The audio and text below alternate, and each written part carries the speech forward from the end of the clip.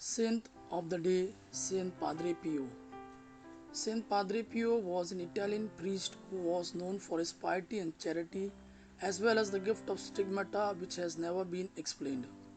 Saint Padre Pio was born Francesco Forgiano on May 25, 1887 in Petriliana, Italy. His parents were peasant farmers.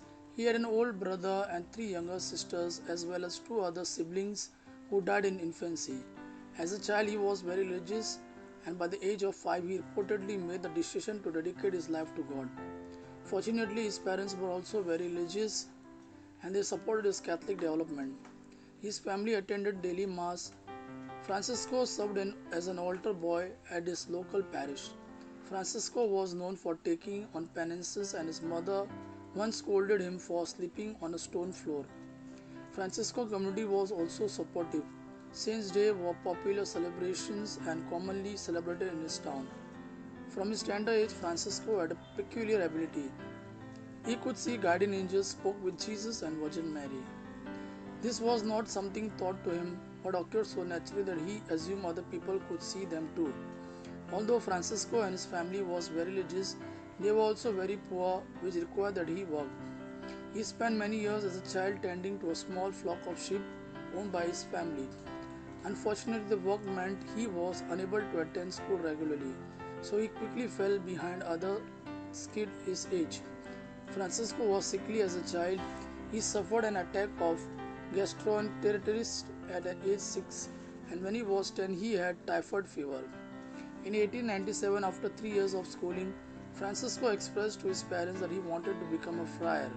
His parents traveled to a nearby community of monks and asked if Francisco could join them. He was evaluated despite his young age and was told that he needed more education before he could join. To prepare Francisco, his parents decided to hire a private tutor. To pay the cost of the tutor, Francisco's father traveled to America to find work and send the money home. At the age of 15, Francisco was finally ready and entered the novitiate of the Capuchin friars at Morcone. He took the name of Pio in honor of Pope Pius I, whose relic he often saw at his local chapel. At the age of 17, Brother Pio became extremely ill and could only digest milk and cheese. He was sent to the mountain for better air, and when this did not work, he was sent home to his family. Amid all this, he continued to study for the priesthood. On one occasion during prayer, a fellow monk astonishingly reported he saw Pio levitated during an episode in ecstasy. Brother Pio became a priest in 1910 but was permitted to remain at home because of his poor health. In 1915, with World War I afflicting the world, Padre Pio was summoned for military service. He was compelled to leave a tiny community of monks with whom he was then housed and drafted into medical service. However, he was so sickly that he was often sent home only to be then recalled for service. In March 1916, he was finally dismissed because of his poor health. On September 20, Padre Pio was hearing confessions when he felt pain in his hands and feet. He noticed the stigmata, the wounds of Christ appearing on his hands and feet. The experience was painful. Bleeding occurred. The wounds smelled of roses, and although they continued to weep, they never became infected. Doctors who later examined the stigmata were amazed at their perfectly round shape. By 1919, the word began to spread about Padre Pio's stigmata and people came from far away to examine him. Padre Pio became popular with the people he encountered and soon began to attribute supernatural occurrences to him. For example, he was said to levitate and able to perform miracles. His popularity became a source of concern for the Church, and Vatican began to restrict his activities to minimize public interaction. Padre Pio himself was uncomfortable with his profound popularity and the attention he received because of his stigmata.